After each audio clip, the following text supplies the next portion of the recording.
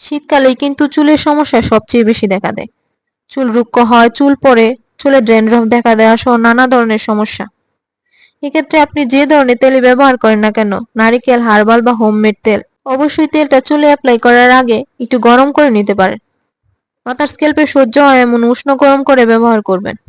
আপনার বাসায় যে স্থানে রোদ প্রবেশ করে সেখানে তেলটা রেখে দিতে পারেন 10 থেকে 15 মিনিট।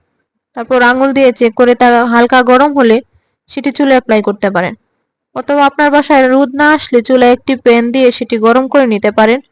তারপর চুল অফ করে তেলের বাটিটা 5 থেকে 7 মিনিট রেখে তেলটাকে হালকা গরম করে নিতে পারেন।